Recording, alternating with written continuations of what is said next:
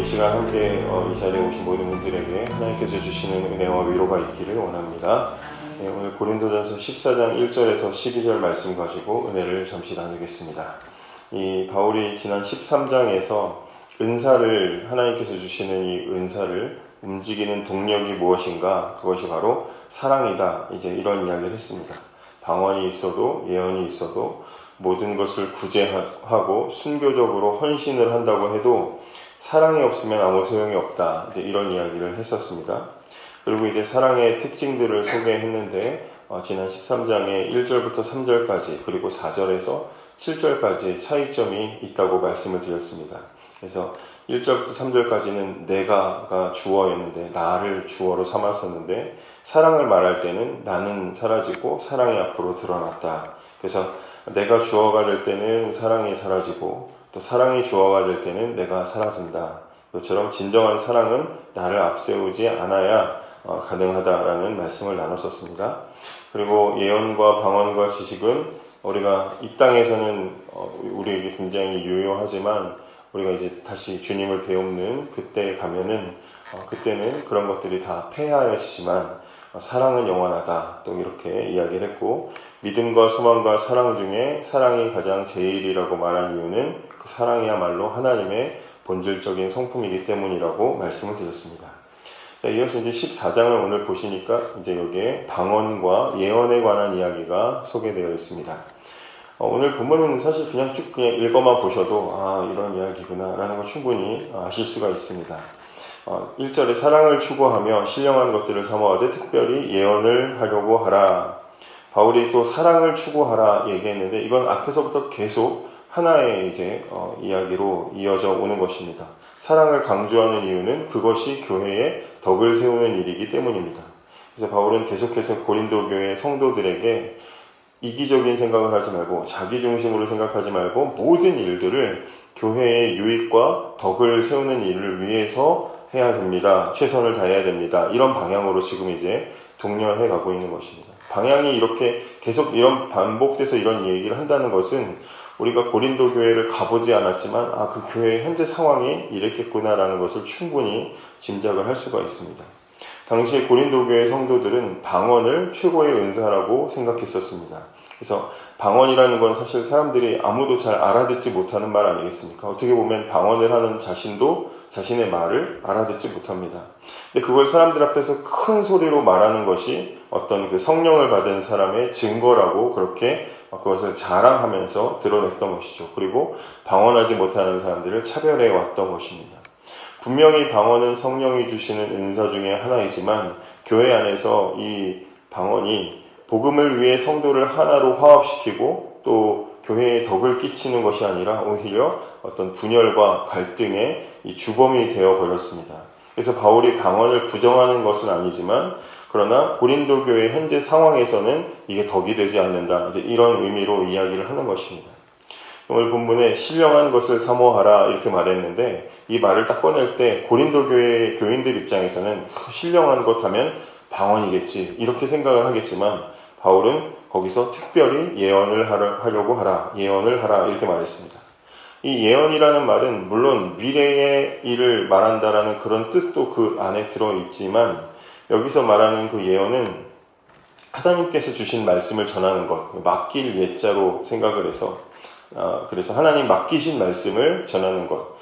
구약으로 보면 선지자들의 역할들. 그래서 영어로 번역된 부분들을 보면 선지자를 말하는 말과 같은 이제 단어를 사용을 하고 있습니다. 그래서 2절과 3절은 교회 안에서 은사를 추구해야 하는데 신기하긴 하지만 아무도 알아듣지 못하는 방언만 추구하려고 하지 말고 사람에게 말하고 또 사람들이 알아듣고 덕을 세울 수 있는 하나님 말씀을 전하는 일들을 열심히 추구하십시오. 이제 이렇게 말하는 것입니다. 2절 방언을 말하는 자는 사람에게 하지 아니하고 하나님께 하나니 이는 알아듣는 자가 없고 영으로 비밀을 말함이라. 그러나 예언하는 자는 사람에게 말하여 덕을 세우며 권면하며 위로하는 것이요. 이렇게 되어 있습니다. 이어서 4절부터 이 마지막까지도 계속해서 방언보다 말씀 전하는 사역이 쉽게 말하면 설교가 더 나은 이유를 이제 여러 가지로 비교하면서 설명을 합니다. 방언을 말하는 자는 자기의 덕을 세우고 예언하는 자는 교회의 덕을 세우나니 나는 너희가 다 방언 말하기를 원하나 특별히 예언하기를 원하노라. 이렇게 말합니다. 방언이나 말씀 전하는 것이나 다 덕을 세우는 일이지만 방언은 하나님과 나의 관계 속에서 유익한 은사라고 한다면 예언은 교회의 공동체를 말씀으로 세우고 돌보는 역할을 한다는 면에서 교회에 유익을 주는 덕을 끼치는 은사다. 이렇게 말하는 것입니다. 계속해서 방언이 가치가 없다고 말하는 게 아니라 의미가 없다. 방언은 아니다. 말하는 것이 아니라 방언도 다른 사람들이 알아들을 수 있도록 그 내용을 통역해서 유익을 끼친다면 교회에 덕을 끼칠 수 있겠지만 아무도 알아듣지 못하는 그 소리 자체로는 예언보다 못하다라는 것입니다. 이후에도 쭉 계속 보시고 그 다음 이제 시간을 보실 부분도 보시면 아시겠지만 못 알아듣게 한다는 그 면을 이제 방언에 알아듣지 못하는 그 부분들을 바울은 이제 강조를 하고 있습니다. 계속해서. 그 뒤에도 계속 같은 맥락입니다. 7절부터 9절까지도 보시면 악기에 대한 이야기를 하고 나팔에 대한 이야기를 하는데 악기도 제각각의 악기가 자기의 고유의 소리를 내서 소리를 분별해서 이건 무슨 악기 소리구나 저건 어떤 악기 소리구나 분별을 해야 그게 조화로운 아름다운 음악으로 들리는 건데 소리가 분별되지 않으면 그건 소음밖에는 되지 않는다. 울리는 꽹과리와 같은 이제 맥락에서 말하는 것이고 나팔도 마찬가지로 전쟁에서 군인들이 움직일 때 군인들을 그 혼란스러운 상황에서 움직이게 할 때 큰 나팔 소리를 가지고 그 신호가 약속된 신호로 이제 군인들이 움직이게 되는데 전진이나 후진이나 멈춰라 가라 이걸 다 나팔 소리로 신호를 하게 되는데 그 소리를 똑같이 해서 못 알아듣게 하면 그 전쟁에서 아무런 유익이 되지 않지 않냐. 못 알아들으면 그건 문제다. 이제 이런 이야기를 하는 것입니다. 11절도 역시 알아듣지 못하면 아무리 좋은 말도 그냥 외국어로 들릴 뿐이다. 이건 이 이후에 이 다음에 보실 본문에서도 그런 이야기를 계속해서 이어나가고 있습니다. 그러니까 바울이 14장에서 하고 싶은 말의 핵심은 아주 단순합니다. 은사는 나를 위해서 쓰는 것이 아니라 교회를 위해서 써야 된다는 것입니다. 교회를 위해서. 방언이 나쁜 것이 아니라 계속해서 강조하는 기준이 그런 것입니다. 교회의 덕을 세우는 것인가? 당신이 가지고 있는 그 은사가 그래서 교회에 유익을 주고 있습니까? 라고 질문을 하고 있는 것입니다.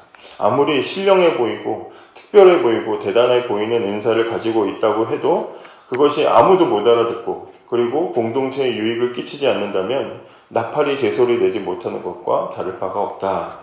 아무리 뜨거운 영적 체험을 가지고 있어도 교회를 세우는 데에 사용되지 못한다면 그것은 제 목적을 잃어버린 것이다. 이런 말을 하고 있는 것입니다. 13장에서도 사랑은 자기를 구하지 않는다. 이런 것과 같은 맥락에서 이야기를 하고 있는 것입니다. 내가 신령하다는 것을 드러내기 위해서 나를 드러내기 위해서 은사를 사용할 때 공동체는 분열이 되고 교회 공동체를 바르게 세우기 위해서 은사를 사용할 때 교회는 하나가 된다. 이렇게 이야기를 할 수가 있는 것입니다. 그래서 12절에 그러므로 너희도 영적인 것을 사모하는 자인즉 교회의 덕을 세우기 위하여 그것이 풍성하기를 구하라. 이렇게 말하고 있습니다. 우리가 사모해야 될 은사는 나를 높이는 은사가 아니라 교회를 세우는 은사입니다. 그러한 방향으로 신령한 것을 사모하면서 오늘도 하나님께서 부르신 자리에서 교회에 덕을 끼치고 유익을 위해 살아가게 해달라고 기도하는 저와 여러분이 되기를 원합니다.